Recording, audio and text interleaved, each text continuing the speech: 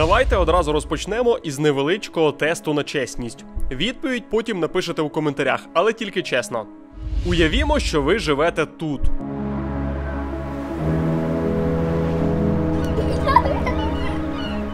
Чи приїхали б ви добровільно сюди?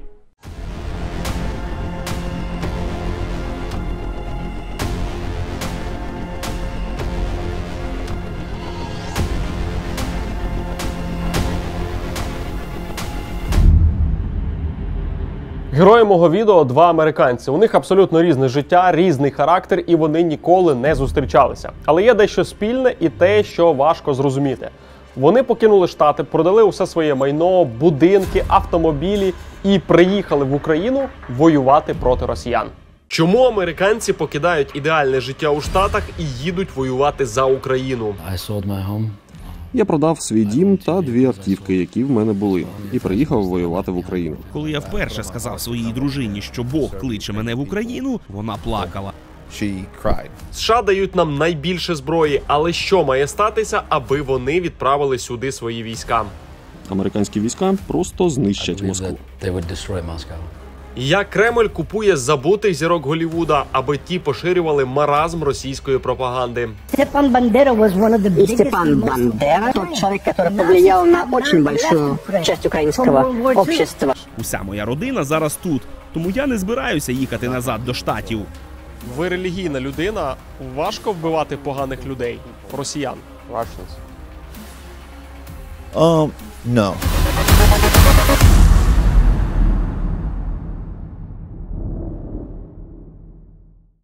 And it says, if thou shalt not be afraid for the terror by night, nor the arrow that flieth by day.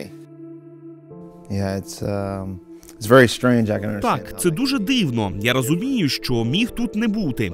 Але я в Україні, бо відчув своє покликання. Я знаю, що життя привело мене саме сюди. Я маю тут бути. Це моя місія.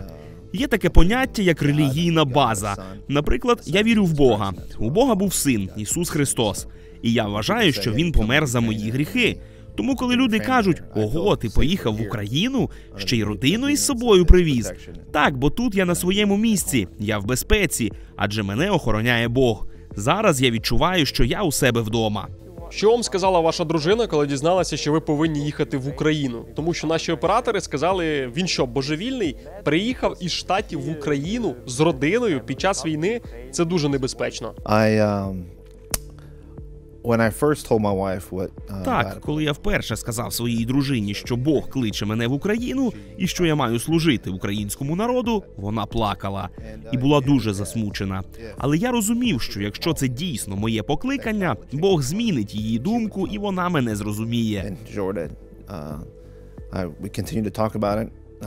Зрештою, дружина цілком погодилася зі мною і підтримала ідею їхати допомагати українцям. Ми почали займатися організаційними питаннями. Ми фактично продали усе майно, що мали в США, щоб у нас були гроші приїхати до України і жити тут. I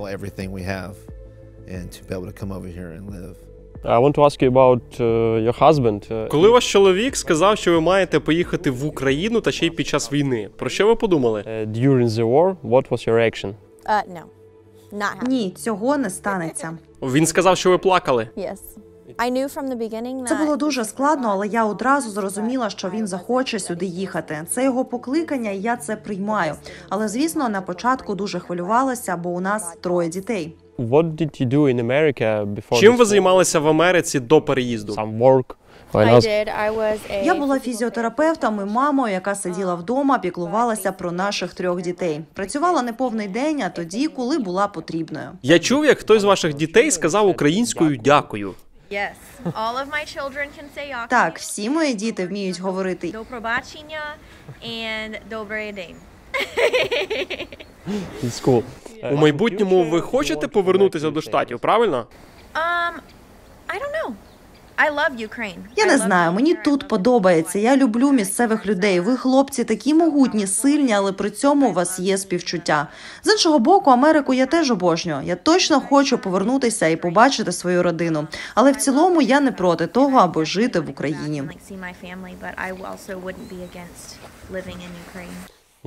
У який момент ви зрозуміли, що ви повинні їхати в Україну? Може, бачили щось по телевізору, чули по радіо, якусь інформацію? Information-based, like especially in the beginning of the war. Я бачив багато інформації, і на початку війни вона викликала єдину емоцію – обурення. Є одне відео, на якому пролітає реактивний літак, а там маленька дитина. And this jet comes in and drops ordnance on this town. And it really just... Мені дуже боляче від нього, бо в мене в самого 3 дітей. Літак рухається, а далі просто виконує наказ – скидає бомби на місто. Це дійсно зачепило мене до глибини душі. Це ж маленька дитина. Чим вона заслужила такого покарання? Вона нічого не зробила. Якщо я можу прийти на допомогу цій дитині, іншим дітям, я повинен це зробити. Це мій обов'язок. Бог сказав мені, що я маю бути тут і повинен робити те, що вмію. Треба допомагати людям. А коли я виконаю своє призначення, повернуся додому і продовжу працювати. Я поліцейський. Коли почалася війна, як офіцер поліції, я протримався лише 3 дні. Потім відчув поклик у серці. Їдь туди, там твоє місце. Я написав своєму босу, що прийняв рішення покинути усе, безпеку, до якої я звик. Це крок віри, але дійсно, коли я приїхав в Україну, то відчув спокій на душі. У молодості я приєднався до морських піхотинців і проходив там службу. Потім став офіцером поліції. Полісменом працюю з 2008 року. А потім я приєднався до спеціального підрозділу «Зелені берети» у 2014-му. Зелені берети – це сили спеціальних операцій США. Вони стали елітним підрозділом за часів президентства Кеннеді. Окрім ідеальних знань тактики і розвідки, військові були зобов'язані знати кілька мов і культуру різних країн. Зелені берети брали участь у всіх військових конфліктах, у яких були присутні Штати. Там я працював не повний робочий день, тобто основна професія полісмен, але інколи були військові місії, і я їхав у зону бойових дій. Остання гаряча точка, де я працював, була у Африці.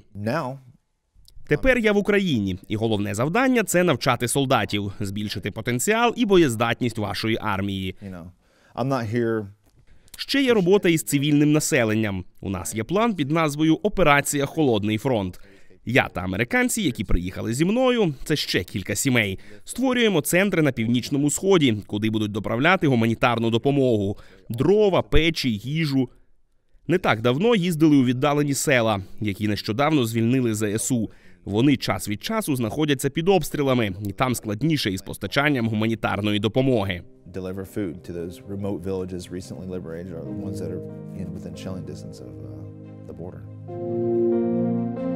Крістіан переїхав в Україну з усією родиною. В орендованому будинку живе ще кілька сімей з Америки, які продали усе своє майно і приїхали допомагати українцям. So this food is going to be delivered to the Kharkiv Oblast area. Ось цю їжу ми повеземо у Харківську область, у села, які нещодавно звільнили. Зазвичай там люди старшого віку. Вони не хочуть покидати свої домівки. Ми поважаємо їхні рішення. Скоро їздити буде складно, бо дороги замете снігом, але ми все одно будемо це робити. Wooden stoves for wood burning, warming source. Я чув, як ваші діти в домі казали українською «дякую». Так, мої діти тут уже майже 2 місяці. Тому ми записали їх до української школи. Пробують вивчати мову. Мені цікаво спостерігати, як вони ростуть у незручному середовищі. Вони тут нікого не знають, і треба переступати через певні бар'єри. Це хороший виклик. Українську мову намагаються вивчати? Так, я маю на увазі, що вони саме в українській школі. Це як спроба навчитися плавати. Ти або попливеш, або потонеш. Мову треба вивчити, і вони її опанують, бо прогнозую, що ми будемо жити в Україні понад 5 років.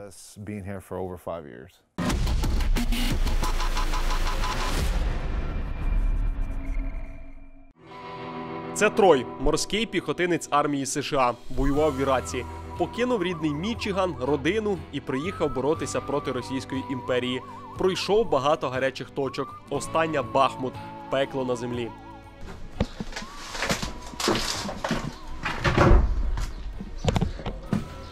Що ви робили в Америці до цієї війни? Чим ви конкретно займалися? Тому що я знаю, що у вас такий бекграунд теж військовий. До війни я працював у сфері охорони. Це була моя основна робота у Штатах – тілоохоронець. Наскільки добре заробляють в Америці тілоохоронці? Доволі непогано. Тут проста пропорція. Чим більше ти ризикуєш, тим більше й платять. Я непогано заробляв. От ви живете в Сполучених Штатах, усе добре, світить сонечко, у вас хороша зарплатня. Що ви такого побачили по телевізору, прочитали в інтернеті про Україну, що ви зрозуміли, я маю бути там, я маю їхати воювати? Я побачив, як вбивають дітей, я побачив, як катують людей. Після всіх цих картин було дуже складно сидіти на дивані вдома і насолоджуватися комфортом. Я знаю, що у вас є син, в Інстаграмі бачив ваше листування з ним. Як ви родині пояснили, що я хочу їхати взагалі на інший континент, воювати за Україну? Не всі, напевно, американці навіть до війни знали, де Україна знаходиться. Я пояснив їм, що я маю їхати до України і допомагати людям. Звичайно, вони не раділи моєму рішенню, але з моїми вміннями я був корисніший тут, ніж у себе вдома на дивані. Наскільки хороша зарплатня це для американських солдатів? Там 100 тисяч, кажуть, платять військовим українцям. Це багато, а вони ризикують життям. Для американців це дуже мало, чи це, в принципі, нормальна сума, на яку можна жити? Ні, для Штатів це невеликі кошти. У Штатах я заробляв в 3-4 рази більше. Для найнижчого рангу це мінімум $3000. Це коли в бою. Американські солдати дуже дорогі. А скільки треба грошей американцю, щоб нормально себе почувати? Скільки він має заробляти? У залежності від міст. Наприклад, Каліфорнія – це дуже дороге місце. Нью-Йорк – дороге місто, але в інших штатах рівень цін нижчий. Тому і нижчі зарплати. А в Каліфорнії, наприклад, щоб комфортно почувати, скільки треба заробляти? Якщо ми говоримо про військового, то це від 3 до 5 тисяч доларів.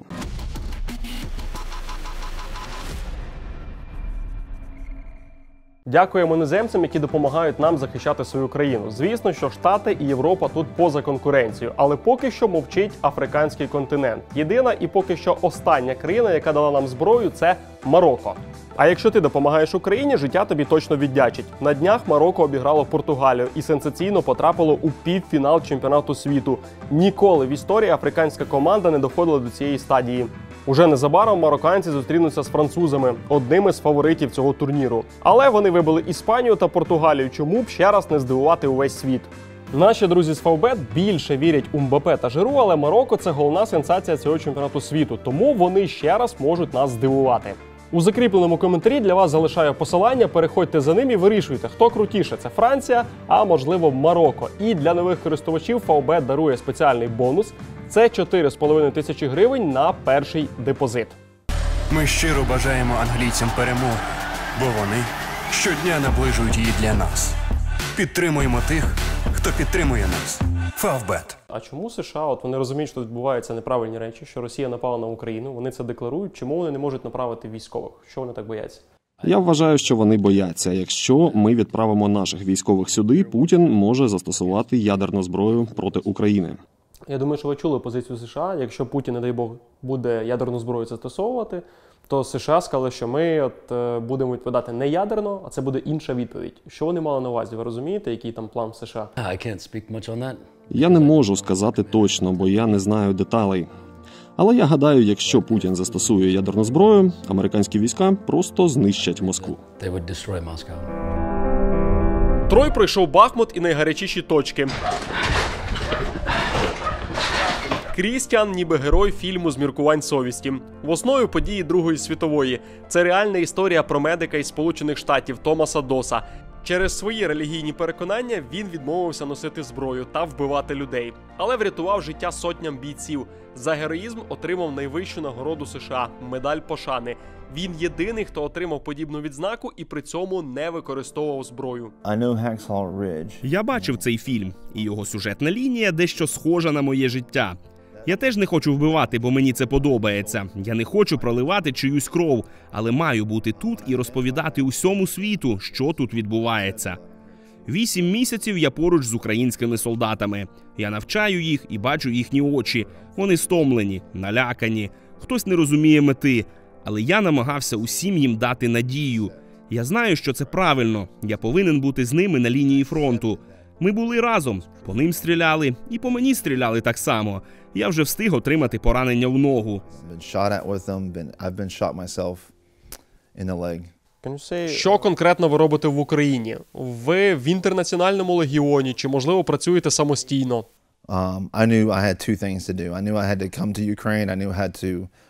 Я приїхав сюди на початку квітня і конкретно знав, що буду робити 2 речі. Перше – нести Боже Слово і пояснювати деякі складні речі солдатам. Найбільше спілкуюся саме з ними. Я розумію їх, бо усе своє життя сам був солдатом. Коли український воїн бачить мене, то він знає, що перед ним не капелан, не якийсь священник, а точно такий самий солдат, як він. Я спілкуюся з українськими бійцями, навчаю їх. Наприклад, що робити, коли ти отримав поранення, як вижити на полі бою, як надати медичну допомогу. Це знання, які я їм передаю. В одному зі своїх інтерв'ю ви сказали, що медична підготовка наших бійців на Сході зараз не дуже хороша, тому що у нас не так багато часу, аби когось навчити. Більшість солдатів, з ким я мав справу, 8 місяців тому вони були водіями автобусів, кухарями та юристами. Не так давно я вчив лікаря, бо є певні прогалини у навчанні, треба фахові інструктори. У нас є солдати на передовій, які не мають того, що ми називаємо тактичною бойовою допомогою для поранених, або умінь, як вижити на полі, якщо ти поранений і знаходишся у зоні вогневого ураження. Саме тому я розумію свою місію – навчити цих українських солдатів. Вони потребують моїх знань, щоб вижити. Я можу їм це дати і буду цим займатися надалі.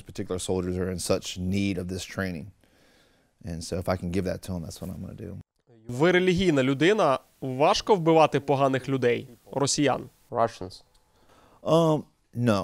Ні, і я кажу це обдумано. Я вірю в Бога, і у Біблії є багато історій про те, як Аврааму довелося вбити, де братам Мойсея довелося вбити, і вони зробили це під керівництвом Отця, яким є Бог.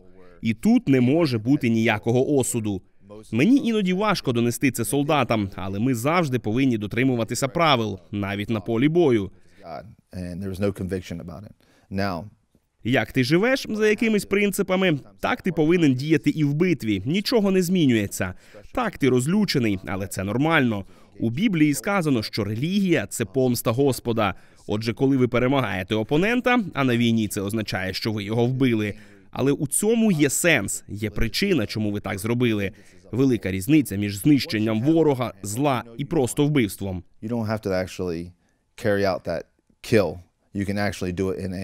Ваша дія повинна мати сенс. Тому я не ігнорую силу, коли йдеться про захист. Я буду захищати себе, свою сім'ю та людину, яка ліворуч і праворуч від мене. Хто, на вашу думку, найстрашніший солдат у бою? З мого досвіду, безстрашним можна бути у 2 випадках. Ти або божевільний, або ти людина, яка вірить у Бога і розуміє, для чого вона усе це робить. Тоді вам не страшно. Віра – це дуже важливо. Легко сидіти тут, у цьому гарному місці. Але недалеко від нас стоять солдати. Їм холодно, вони мокрі та налякані. Не всі розуміють, що тут відбувається в Україні. Але я вам скажу, це абсолютні герої. Моє серце з ними. Зараз я знаю, що багато людей навчаються різні там курси підготовки, тактична підготовка. Хтось з цього сміється, каже, що зараз це абсолютно не діє, тут працює артилерія, авіація, і там ти будеш вміти стріляти, битися, це неважливо. Це так і є, чи це просто якась дурня? Що треба все одно готуватися, мати тактичну підготовку і так далі? Тактична підготовка дуже важлива. Не треба її знецінювати. Артилерія застосовується з обох боків. І нам дуже важко просуватися. У вас дуже багато татуювань. Що вони означають? Тому що, знаю, для військових це не просто там якісь штуки для краси, вони мають якусь історію. Насправді, більшість моїх татуювань мають значення.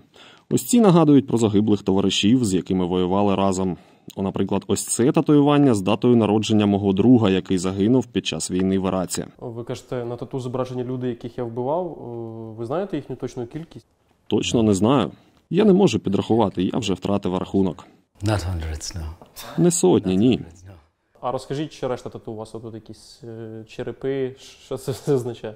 Some of them. Це нагадування для мене, що теж можу поповнити їхні ряди. Ще є годинник. Він нагадує, що час проходить, він не вічний. Військовим, от таким як ви, які фактично все життя, це для вас не перша війна, ви смерті боїтеся? Якби я сказав тобі ні, це була би брехня. Це доволі складно, це важко перебороти в собі. Але я розумію, якщо цього не зроблю і дам страху керувати мною, то мої шанси вижити будуть значно меншими. You talked about some fear. Ви згадували про страх, а війна – це дуже небезпечно. Вам страшно на війні в Україні? Right on line zero, being shot at by tanks. Я часто був на нулі, коли у тебе стріляють танки, накриває артилерія, і тут не такі бойові дії, до яких ми звикли в США. Тут я ніби посол Христа. У мене немає спеціального спорядження, зброї, до якої я звик в армії США. Тому я спокійно сиджу в окопі і стежу за тим, як по мені стріляють. По усім стріляють. Ворожі дрони – це найжахливіший досвід. І якби не моя віра, чесно скажу, я б помер від страху, розвалився б на шматки. Хіба ні? Але я думаю про українських солдатів, які переживають таке щодня, навіть у момент, коли ми зараз говоримо. Я не знаю, як це пояснити, але коли я бачу ваших солдатів і розумію, через що вони проходять, вау! Реально лише герої можуть таке проходити. Вони неймовірні. І коли думаєш, що у них є діти, є сім'ї, у них є життя, яким вони щосекунди ризикують задля спільної важливої мети. But they have families, they have kids, they have life. Іноземців, які приїжджають в Україну, намагається дискредитувати російська пропаганда. Американці споживають її мало, бо є мовний бар'єр і розрахована вона більше на місцевих божевільних. В інтернеті є дуже багато цікавого відео. Багато росіян своєю пропагандою таку дурню вигадують, що американці, я думаю, здуріють взагалі. Але ви багато пропускаєте, тому що вони роблять пропаганду для себе. Я вам хочу показати кілька відео, щоб ви їх прокоментували.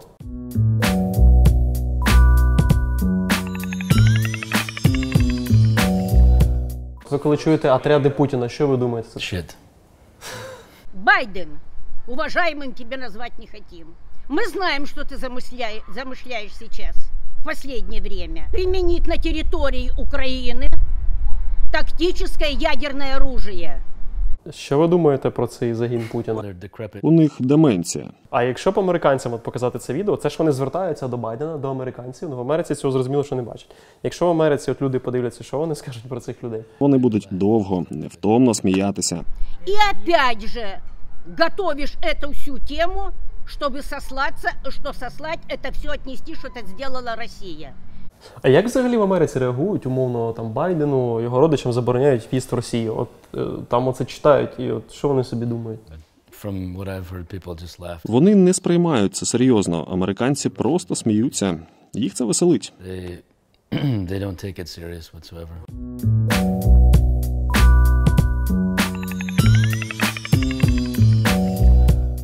Мы, отряды Путина, обращаемся к тебе, Илон Маск. What the fuck? Що сказати? Тут просто без цензури. Мы слышали, что там у тебя что-то не получается в Америке. Так вот, мы тебе предлагаем приехать в Росію. Дякую вам, пристаріла путінська армія, за те, що розвеселили. Слова Ілона Маска про Крим – це повна маячня. Українці ніколи не повернуть Крим Росії.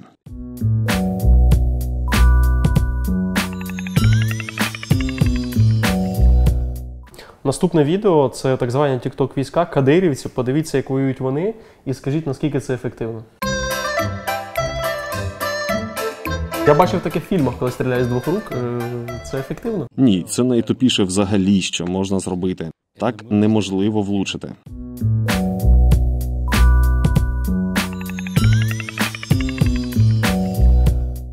Наскільки правильно от вони рухаються до позиції, чи це авантюра максимальна? Very risky. Ого, не те, щоб це неможливо, але це дуже ризиковано. Вони випадково наїхали на ці позиції, чи це справді захоплення? Виглядає так, наче вони знали, куди йдуть. Один військовий прямо біжить на їхні позиції. Це дуже хоробро. Я так розумію, що росіяни в цей момент проспали. Як вони мали б діяти, якщо вони тримають оборону? По-перше, при обороні вони повинні були простягнутися. А росіяни взагалі усе роблять максимально неправильно. Господи, вони тут виглядають як кусок лайна. The Russians look like shit. Вони всі збилися вкупу, я так розумію, цього робити не можна. Так, це дуже неправильне рішення.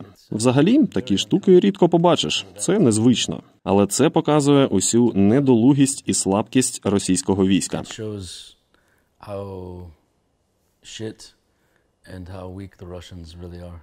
Ви часто в цій війні бачили, як росіяни тікають з поля бою? Особисто я – ні, бо коли ми заходимо на позиції, зазвичай росіяни вже звідти тікають.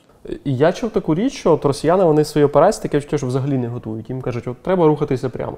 Українцям кажуть, наприклад, треба захопити позицію, вони роблять це дуже швидко. Коли кажуть іноземцям, вони кажуть, почекайте, нам треба 2-3 дні все підготувати, все продумати. От розкажіть трошки, наскільки довго відбувається ця підготовка операції у вас, наскільки ви детально все розглядаєте? У нас завжди є другий і третій план, тому що, як показує практика, перший план провалюється дуже часто. В одному з інтерв'ю ви сказали, що війна – це не Call of Duty. Люди насправді помирають. У комп'ютерних іграх тактика не має значення, вона не важлива. А тут у реальному житті все інакше. Ми дуже втомлюємося, ми голодні, це складно.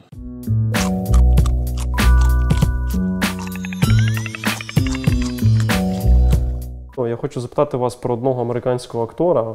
В Україні його називають Дубойоб, Стівен Сігал, який приїжджає в Росію, який підтримує анексію Криму, який приїжджав в ДНР і казав, що це окрема взагалі країна. Русские пытаются 8 лет уже убивают, 8 лет убивают других русских. А эти 8 лет Киев бомбит Донецк и Луганск, мирных жителей. Я видел сотни нацистов. Они говорят, да, я сражался, нам нравится убивать людей, и у них татуировки. И Степан Бандера –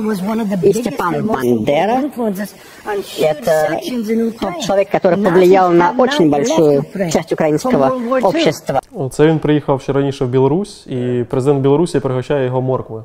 Кушай на здоров'я, це дуже полезно. Чого він такий ідіот?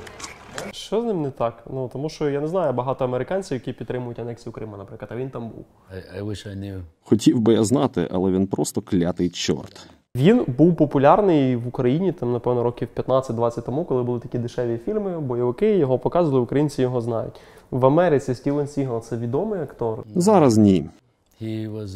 Він знімався у бойовиках, раніше був доволі впізнаваним. У ЗМІ не бачив згадок про нього, але знаю, що багато американців критикують його політичну позицію.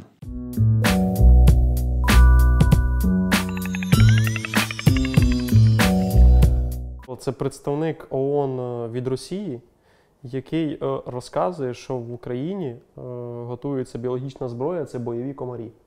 Беспилотник транспортирует в заданный район контейнер с большим количеством комаров, переносчиков инфекции, и высвобождает их. При укусе комары инфицируют атакуемых людей возбудителями особо опасных заболеваний. От на кого це розраховане? В Америці люди повірять в наявність бойових комарів? Ні. А що взагалі в Америці думають про російську пропаганду? Тому що там послухаєш, там справді божевілля. Росіяни в це вірять. До Америки якісь новини долітають про цих бойових комарів, там якісь ядерні розробки, біологічні лабораторії і так далі. Якщо чесно, то в американців рівень інтелекту вищий, ніж у росіян. Тому вони в це лайно не вірять. Зараз російська пропаганда говорить, так, ми програємо, бо воюємо не проти України, а проти НАТО. Правда це чи ні? Yeah, I would definitely say that. Росія програє, бо у вас багато чоловіків і жінок, які вірять у те, що роблять. Вони не віддадуть свої домівки і свою територію нікому. Всі думали, що Україна впаде за 3 дні, але цього не сталося, бо ніхто не розумів української культури, не знав сили вашого народу. Такий відчайдушний спротив дозволив НАТО та західноєвропейським країнам постачати вам зброю, обладнання, навчати та допомогти вам перемогти Росію. Але Україна долає Росію, бо Україна може воювати, і вона не боїться. Я ніколи не бачив солдатів, які так рвуться в бій, як українці. Їх не потрібно навчати, повторювати. Вони усе засвоюють неймовірно швидко. Київ за 3 дні – це не лише мрії російської пропаганди, а й прогнози американської розвідки. Тепер члени Конгресу США відверто критикують свої спецслужби і просять провести внутрішнє розслідування. Чому їхні дані виявились настільки далекими від реальності?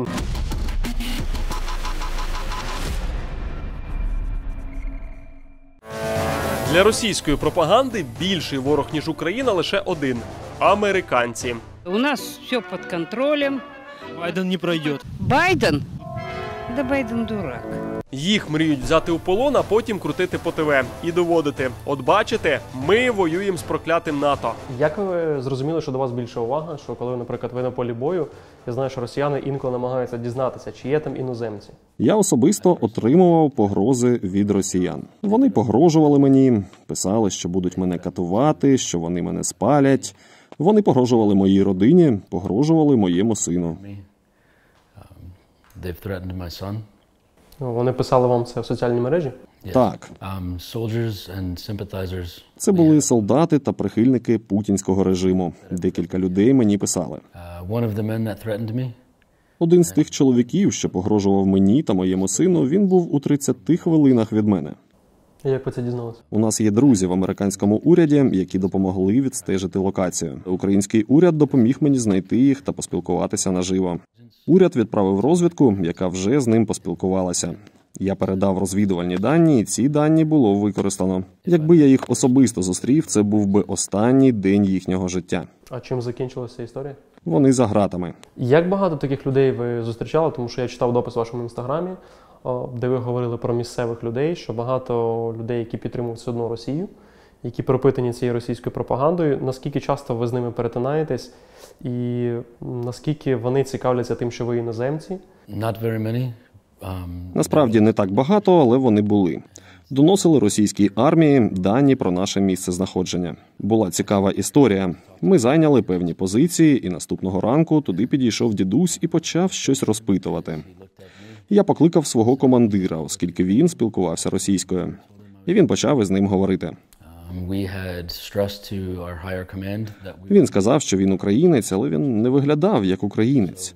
Він почав вишиковувати, що там і як, і потім туди прилетіли російські ракети. Але ми поїхали звідти раніше. Були ще випадки, коли вас місцеве населення підставляло? Тому що я не тільки від вас чув, від інших іноземців, що з місцевим населенням треба бути дуже обережним.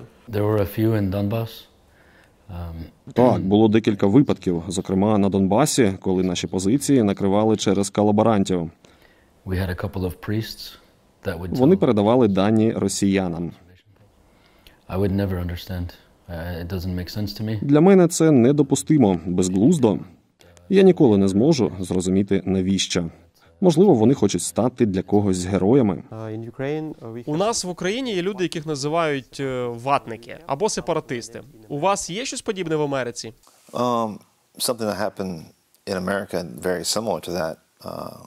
В Америці такі люди були, але дуже давно.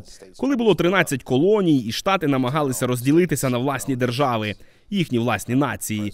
І наш президент не дозволив цього, тому ми маємо Сполучені Штати Америки. Цього не можна допускати. Ви повинні бути єдиними. Одна країна, одна територія під одним прапором, щоб бути сильними. Знаю, що багато іноземців повернулися додому після того, як вони допомогли відстояти Київ.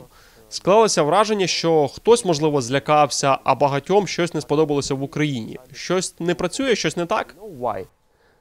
Something don't work, why they want to come? У них є обов'язки вдома. Наприклад, більшість моєї команди є волонтерами. І деякі можуть залишатися на місяць, деякі можуть залишатися на 6 місяців. Але вдома у них є сім'ї, у них є рахунки, у них є робота і так. Деякі з них беруть відпустку, щоб приїхати сюди і допомогти. А коли відпустка закінчується, вони змушені повернутися до роботи. Інші приходять сюди і бачать велику потребу, і відчувають потребу залишитися довше. Багато хто їде додому, щоб заробити кошти, і вже потім повертаються до України на більш тривалий період часу. Зарплати, які отримують українські військові, для американців – це хороша сума чи це дуже замало? Я точно не знаю, скільки заробляє український солдат на місяць. Чекайте, а у вас немає зарплати в українській армії? Me? Yeah. I haven't received a paycheck since... Я не отримую зарплату з тих пір, як приїхав до України. Уже 8 місяців. Але у мене все є. Не було моменту, коли я мав влазити у борги чи не мав грошей. Є таке прислів'я. Якщо воля Божа, то рахунок теж його. Він платить за це, і йому відплачують діями. Я не можу собі дозволити такий будинок, але ми орендуємо його з іншими американцями і їхніми родинами, які приїхали зі мною. Ми допомагаємо, і нам теж багато допомагають. Все одно треба щось їсти, освіта дітей тут дорога. Але за 8 місяців я жодного разу не почував себе неспокійно. Нам ні за що не довелося платити. Багато у чому йшли назустріч.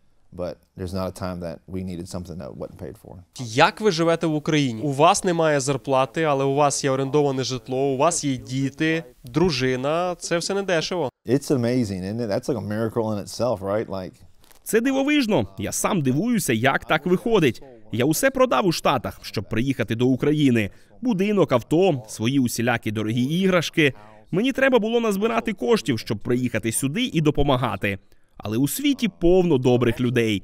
Вони хочуть приїхати сюди, якось нам допомогти. Дивляться наші відео, що ми робимо, бачать звіти і кажуть: «Вау, ми теж хочемо брати у цьому участь». Без них ми б не змогли робити дуже багато хороших речей. Ви сказали, що продали свій будинок. В майбутньому ви плануєте жити в Україні? Я намагаюся отримати візу і посвідку на постійне проживання в Україні. Уся моя родина зараз тут, тому я не збираюся їхати назад до Штатів. Я буду тут стільки, скільки потрібно. Коли відчую, що моя місія виконана, я зможу повернутися додому, але поки я буду з українцями. Настільки довго, наскільки це буде потрібно. Американський генерал Бен Ходжес сказав, що Україна може деокупувати Маріуполь, Мелітополь протягом наступних 2 місяців. І багато людей, я в тому числі, вони здивувалися. Наскільки він компетентний, щоб робити такі прогнози? Мені складно сказати, на основі яких джерел інформації він робить такі висновки. Можливо, він має доступ до того, що нам невідомо. Більшість очікує спад активності взимку. Війна стане не такою інтенсивною. Але зараз у вас є ініціатива, у вас є імпульс, щоб вигравати битви. Зараз не час для затища. Треба продовжувати натиск, тому що ворог думає, що ви збираєтеся зробити навпаки. Якщо ви цього не зробите, ви дасте можливість Росії окопатися протягом зими, повторно зайняти або розмістити більше солдатів і зміцнити ці позиції. Тому навесні буде ще важче. Я б зробив би так, як думає ворог, але з точністю до навпаки. Треба тиснути. Буде холодно, тяжко, але це розумно у нинішній ситуації. Американська політика впливає на війну в Україні. Байден активно допомагає, але часто за ним помічають дивні речі. То він падає з велосипеда, то з боями підіймається на трап літака. А бувало таке, що після свого виступу президент США забував, куди йти зі сцени. Але, звісно, головне, що він пам'ятав підтримувати Україну і передавав нашим військовим ще більше зброї для захисту країни. Важлива річ для України – будуть вибори, які вже тривають. Республіканці, демократи. І кажуть, якщо прийдуть республіканці, то Україні більше ніякої зброї не будуть надавати. I don't believe that will be true. Цього не буде. У нас дуже багато громадян, які підтримують Україну і хочуть допомогти. Тому уряд буде продовжувати підтримувати Україну. Люди цього вимагають, і політики зобов'язані це дати. У військових іноземних є до влади якісь української претензії? Можливо, вам щось не подобається, що треба покращити, поміняти? Within the Legion? Стосовно Легіону, у нас єдине побажання, щоб вони трошки більше прислухалися до Заходу, до того, що вони кажуть. Наприклад? I can't go too in depth, but some of the missions that I've been on. Я не можу вдаватися в деталі через конфіденційність, але коли ми йшли на деякі операції, я особисто і моя команда, у нас були деякі поради щодо планування, але ми залишалися непочутими.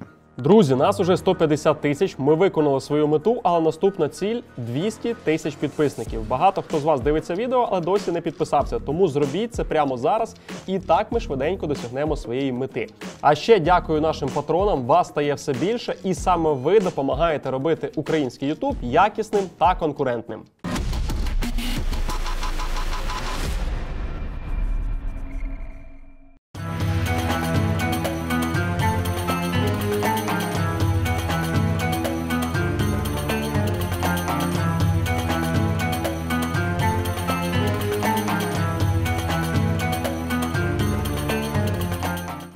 Це для вас не перша війна, ви воювали в Іраку. Чому ви поїхали туди? Тому що, так розумію, ви там були доволі в такому молодому віці. Мені було трохи більше 20 років. Поїхав, бо я служив на американському флоті і мене туди відправили. А потім повернувся ще, як волонтер, щоб допомагати. Що я там побачив? Це просто були вбивства, катування, Аль-Каїда та інші терористичні групи. Коли ми туди приїжджали, ми бачили, як вони катували дітей та жінок. Це антигуманне щось.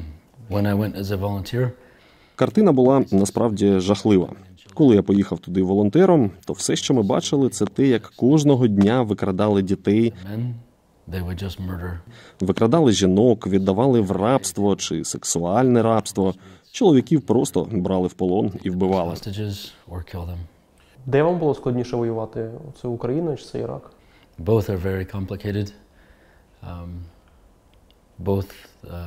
Якщо порівнювати, то обидві війни жахливі, складні. В обох війнах існував мовний бар'єр. Але якщо ми говоримо про Україну, то тут ми більш чітко розуміємо, хто наш ворог. А там, пам'ятаю, одного дня ми стояли і повз нас пройшли хлопці. Вони нам посміхалися, а через 5 хвилин вже по нас стріляли. Чим все закінчилося? Для них це був не найкращий день.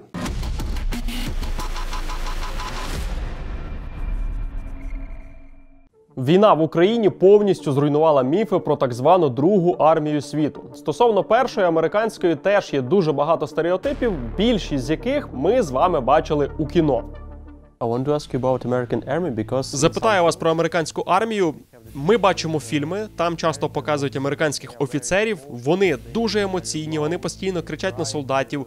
Це правда, чи це буває так лише в кіно? Це лише у фільмах. Я служив у 2 військових частинах – армії та корпусі морської піхоти США. Корпус морської піхоти – це суцільна дисципліна, оскільки там ви не запитуєте нічого, а просто виконуєте завдання. У такій атмосфері офіцер не буде на вас кричати, бо ви обидва професіонали. Єдиний, хто може на вас кричати, ми їх називаємо драконівці. Це старші хлопці, які займаються мотивацією і подібними речами. А якщо на вас кричить офіцер, це проблема. Це значить, що він не відповідає своїй посаді. Зараз сидимо з вами не дуже зручно. Ви казали, що під час кар'єри солдата були цікаві моменти, коли годинами потрібно було сидіти у максимально незручних позах. Я був в армії США майже 15 років, і за цей час я був у школах снайперів, і одного разу я проходив тестування. Я мав сховатися і не рухатися, а інший снайпер мав дивитися через приціл. Якщо він мене помітить, я не склав іспит. В межах 10 метрів від мене ходив інший інструктор. Якщо з такої відстані він мене знаходить, завдання провалено. Так доводилося лежати непорушно. У такій позі я провів десь 2 години, але ногу взагалі не відчував. Завдання я склав, але потім ще довго не міг стати на ногу. Ти солдат, який, зрозуміло, що бачив багато поганих речей. Що для тебе найбільш драматичне на цій війні? Можливо, якась ситуація, після якої тобі доводилося плакати?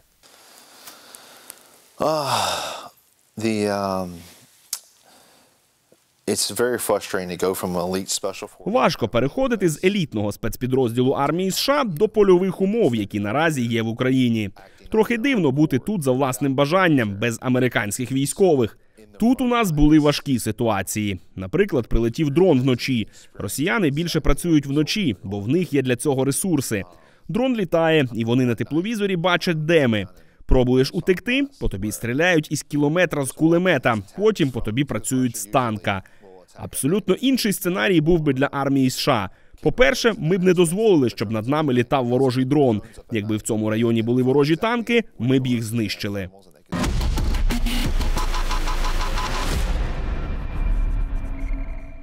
Ми вдячні усім іноземцям, які нам допомагають, але не забуваємо про наших хлопців. Я знаю, що ви дуже любите, коли українські дрони долітають до ворожих російських об'єктів. Хлопці із правого сектору зараз збирають на 5 дронів камікадзе, і я знаю, що ми з вами можемо їм допомогти. Тому залишаю для вас реквізити, накидайте трішки грошенят, і російські об'єкти будуть горіти.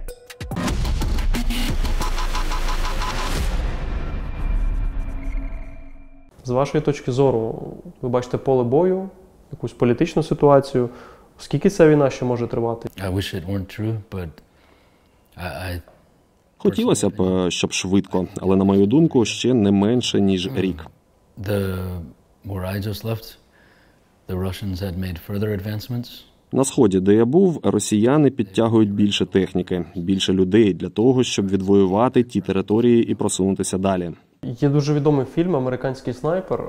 Там розказується про військового, який дуже класно воював, але проблема була в іншому, що він приїхав додому, у нього був посттравматичний синдром, він не зміг якось інтегруватися в звичайне життя.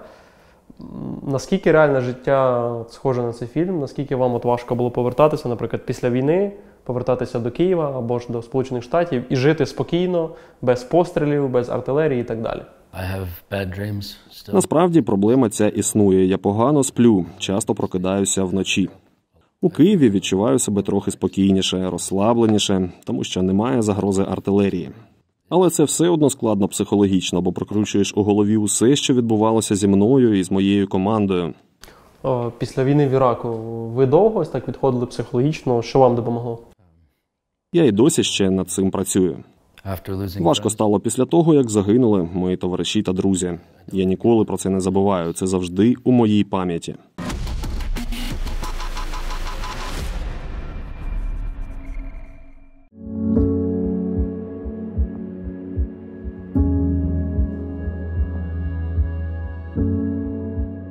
Знайомтеся, це Фрідом. Ми назвали її Фрідом, бо це як символ. Це не наче Україна, яка теж хоче свободи. Ми фактично знайшли цього песика 2 тижні тому. У моїх дітей тут немає ніяких іграшок. І коли я приїжджаю після місій, то щось їм дарую. Якось на вихідних питаю: вгадай, що я тобі приніс? Він каже: цуценя. Думаю: гей, стоп. І мови не було про цуценя, ніяких цуценят. Минає 2 тижні, їду по дорозі і бачу собаку. І ніби з нею було цуценя, мені так здалося. Вони були на вулиці, вже доволі зимно, їм не було куди йти. Бог стукає у мої двері: «Ей, ось цуценя, забери його». Кажу: ні. Я їхав, але потім не витримав. Розвернувся, знайшов цю собаку і дійсно поруч з нею був маленький цуцик. Я забрав їх обох, тепер це Фрідом, наш український пес. У США в нас було аж 3 собаки. Я дуже хотів привезти їх сюди із собою і почав дізнаватися, як це робити. Нам підрахували, що це буде коштувати майже $10 тисяч. Що? Ну добре, це члени нашої родини, я дам такі кошти. Головне, щоб вони були з нами. Але постійно щось було не так. То помилки у документах, то неправильні дати, потім польська сторона щось не хотіла, далі українська теж щось не пропускала. Моя дружина дуже хотіла забрати наших собак, бо вони не наче наші діти, але ми вирішили, що їм буде краще лишитися в Америці, що саме життя каже, що їм там ліпше. За ними гарно доглядають, вони там не самі. І напевно так було правильно. Тепер у нас є Фрідом, ми хочемо навчати її, щоб вона стала членом нашої команди. Наприклад, щоб могла шукати міни. Зараз це одна із найбільших проблем. Можливо, колись вона зможе врятувати нас від небезпеки. And everything was going to be right. And so we picked up Freedom, and upstairs you saw we call Mina. Ого, ви були з цим прапором у Херсоні? Херсон with this flag, yeah? Да, so I was... Я брав цей прапор із собою. У Херсоні до мене підійшла українська дівчинка і попросила підписати її прапор. Вона соромилася, тому я сказав: добре, а ти підпишешся мені на згадку на прапорі Америці. Flag, and then I said, you know what? Will you sign my flag? А ви підпишіться на канал Пресинг. Тут я розповідаю про великих людей, які захищають нашу з вами країну. Напишіть у коментарях, що ви думаєте про цих американців, які кинули безпечне, хороше життя і приїхали в Україну допомагати нам боротися проти імперії зла. І, до речі, прокоментували, не забудьте подивитися наступні круті ролики.